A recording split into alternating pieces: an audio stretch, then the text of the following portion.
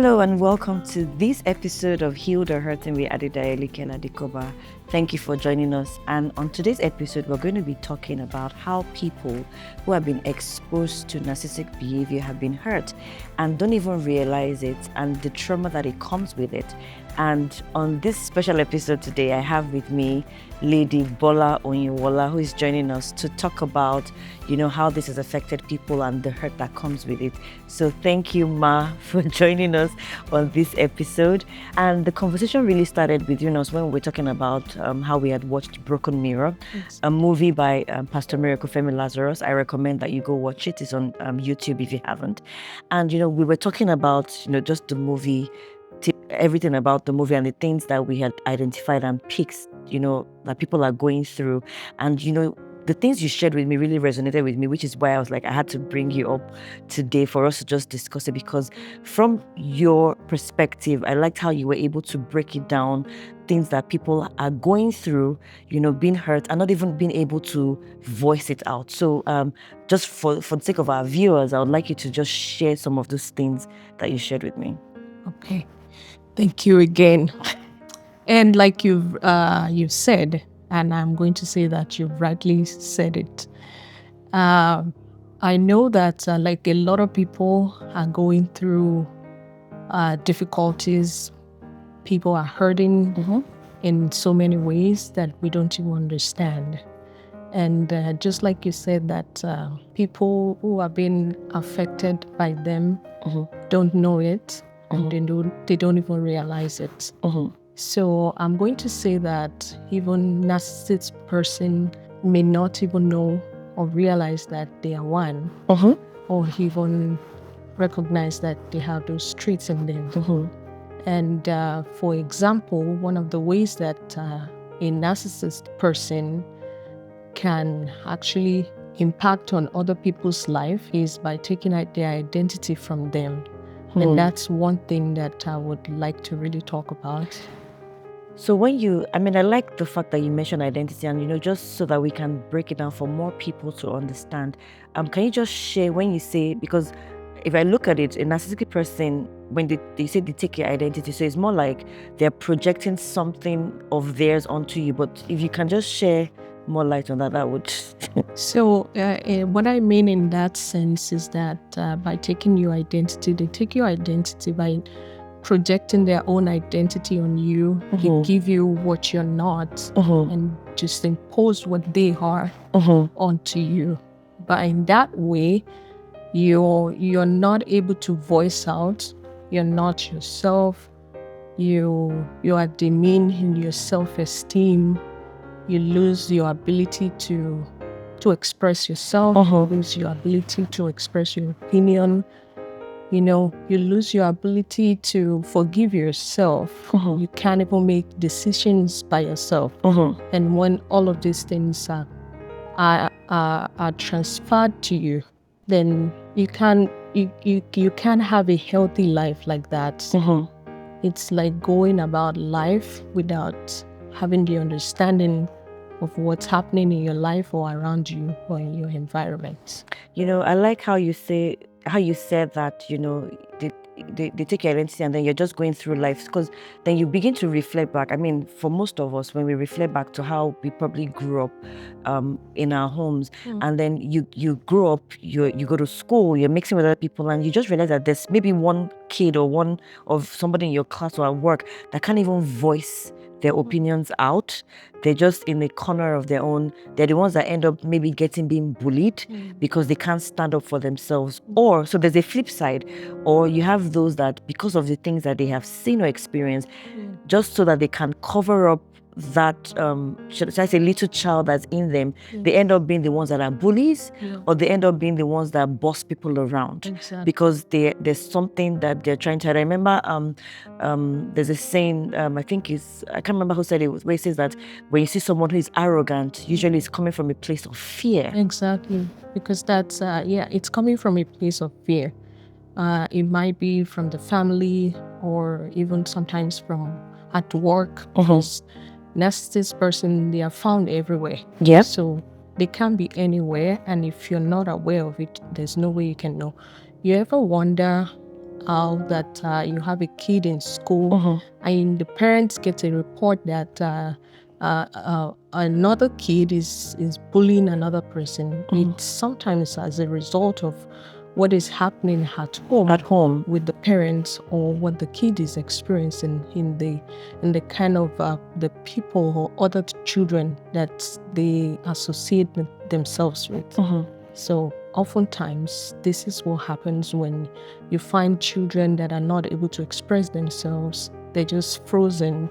They can't really tell what's going on. And because they are still young, they can't really understand what the adult is going through. But then the adult, him or herself, is also not able to explain or express, but that's the only way. That's the best way I think they can express themselves, not knowing that they are unintentionally passing something through the children. Wow. Thank you so much. I know one of the things that you had mentioned to me, before this was you had mentioned about how someone who has gone through a narcissistic person tends to lose their voice, and I really want you to talk more about that.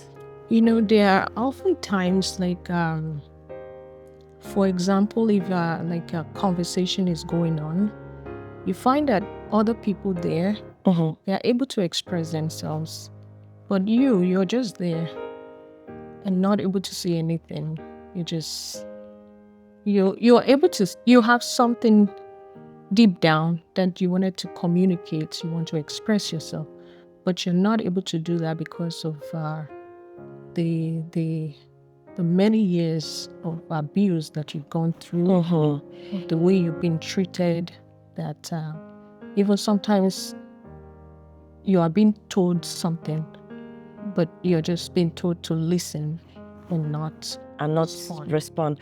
And I like how you say that, because what we don't realize, because you talked about the word abuse, we don't technically see it as a form of abuse, but it is actually abuse, where you're just being talked at. You don't have the opportunity to even voice out your own opinions. And so that person grows up, probably gets married, and it's also two ways. For a woman, sometimes she gets married and she's just like coerced in a marriage. She can't raise her opinions with her husband. She can't, have opinions with her husband. And it's not because she doesn't want to. It's just because that's how she's been brought up. And she's always saying that or thinking that the husband is always against her, and not wanting to listen or hear what she has to say. Interesting. Interesting. I really like that view. I think one of the other things you also mentioned was even the ability to be able to forgive themselves. Yes, because you're always questioning yourself and thinking, maybe, is what I'm doing right? Do I need to apologize? You're always feeling the need to apologize. You're always wanting to think about what that person is thinking about you. So and for most of you don't know, I know she didn't want me to say this, but she's actually a pastor. So if you're looking for a Bible-believing church where you want to hear more of the Word of God and also seek help, you can join Lady B at Light Nation Toronto. They meet every Sunday at Emerald Banquet Hall, 55 Guided Court, Etobicoke, Toronto, Ontario.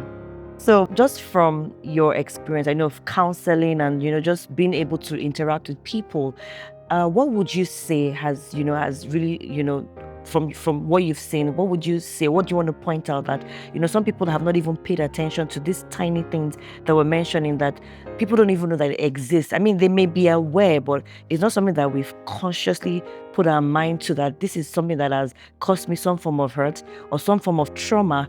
And because most of us would have buried it deep inside of us, and then we find ourselves in areas, maybe somebody gets married, begins to have children, then you begin to project that thing that you thought you didn't have. You begin to project it on your children, or project it on your spouse, or even in your place of work. Yes.